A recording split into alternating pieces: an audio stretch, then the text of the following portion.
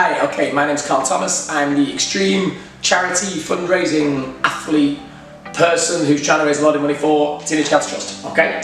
I completed my first challenge 2016 in July, where I ran 10 marathons in 10 days. Before this, I was not a marathon runner. I'd never run a marathon. All I was looking for on YouTube or the internet was something that I could find quickly to tell me what I need to do to become a marathon runner, what I need to make sure my body can get through this challenge. I mean, just the one marathon, let alone 10. Nearly everything I got went into so much detail. It was giving me information that I didn't really need.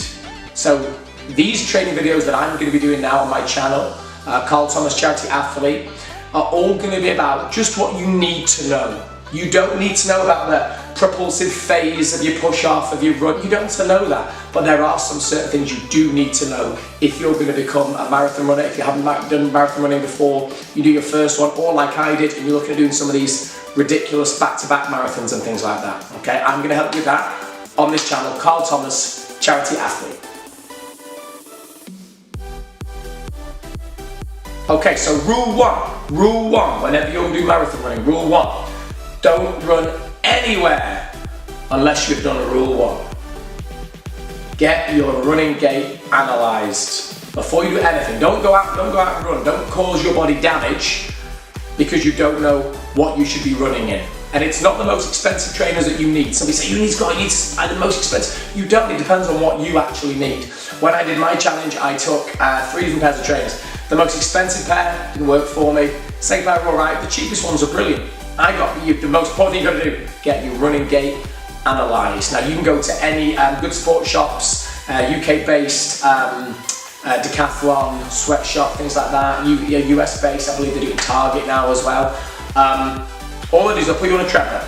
When you're on the treadmill, they're going to film your feet, they're going to look at what's called your heel strike, if you pronate, high pronate, super pronate, they're going to give you all these different things. You don't need to know really what they mean, you need someone to say, this is what you need. This is what you need to be safe. This is what you need to prevent injury while you run. So you go there and you're going to find out what running trainers you need, and it'll just be where your heel strikes. If you slightly rotate to the inside, if you slightly rotate to the outside, they're going to use all these hyperpronate type words. Just get your running gait analysed and get the trainers that are right for you. That is rule one. Before you do anything, that is rule one. So rule 2 is going to be more about injuries, preventative injuries that you are going to have.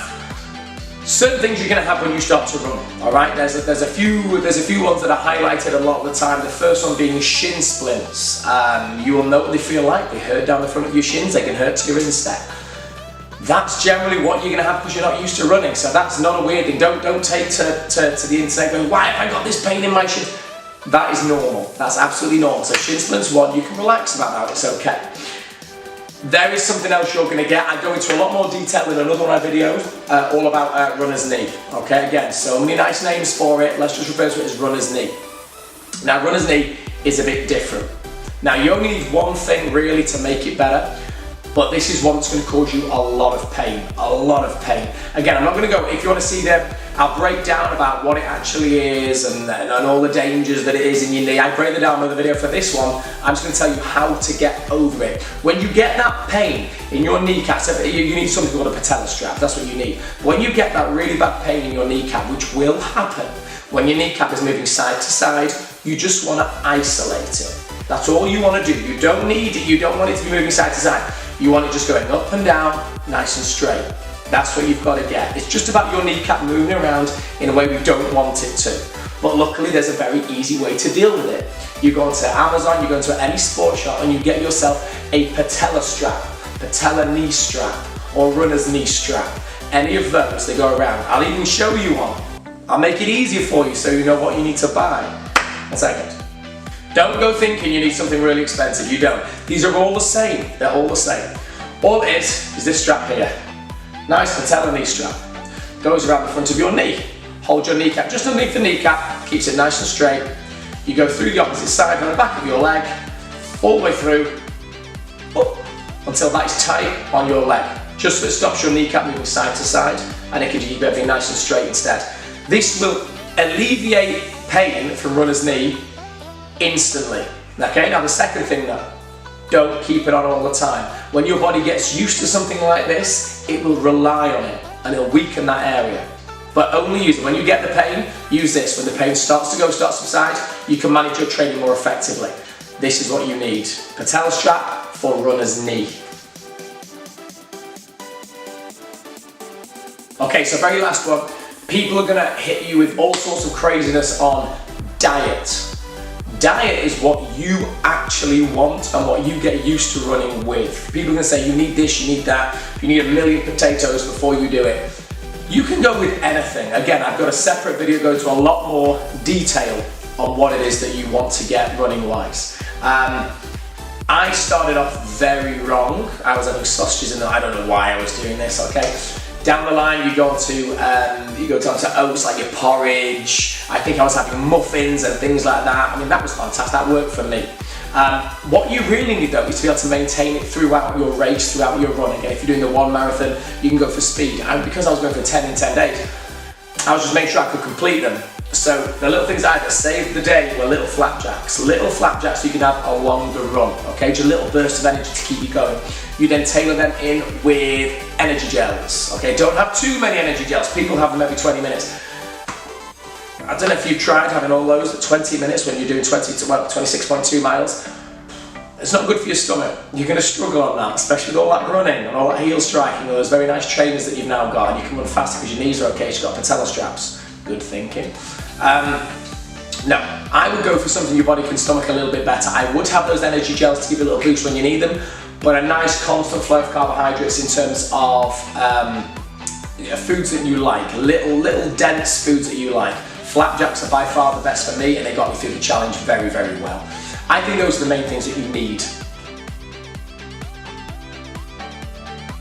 So to finish that off, there's not a great deal you need to go into. You can look at anything in more detail. You can generally get so hooked up on the idea of, I need this and I need that, and there's only a few things that you do really need, okay? You need to get your running gear analysed. So you need to be running in the right footwear, so you don't get lots of injuries. The second one, you will need a patella strap at some point, because if you're doing a lot, your knees are going to hurt, and you're going to not want to run. If you're constantly in pain running, you're not going to want to run. So you need to have your patella straps. Number 3, manage your diet effectively in training. Don't get to the day of the race and go, now I'm going to do this carb loading. No, you've got to just get used to it. Your body can adapt. The body's an amazing thing. It can adapt very, very well.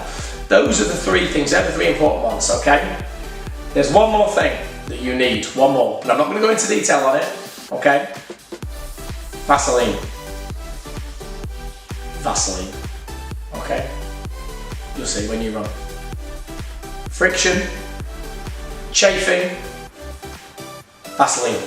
I'm not going to do a video on that. Okay? But there's a few areas. Anyway, when that happens, just have Vaseline with you, you'll know what to do. And we'll leave it there, okay? If you need any more information or anything like that, please message me directly. Remember, my job is that I'm trying to raise £1 million for Teenage Cancer Trust in 10 years by doing the same challenge each year. The one I've just finished was obviously the 10 marathons in 10 days without any running experience. If you want to get involved with any of the challenges that I'm doing, I'm Manchester based in the UK. Please get in contact with me through the channel. All of my links for all of my social media networks are also in the channel description. And obviously you can subscribe because you're going to have feedback on my training. You can have videos covering the actual challenges themselves and also where it's going and where it takes place. The next one is a cycling one. 2017 is cycling 150 miles a day for the first 8 days, then a 300 mile in one go. And yes, I've never done cycling before either, so I'm going to learn all the horrible things and all the horrible mistakes that happen, and I'll put videos on to see if I can help anybody else who's as stupid as me and wants to try and do these stupid, crazy challenges. And that's it. Please subscribe, and I'll try and get as much information out as possible. Thank you very much. Bye.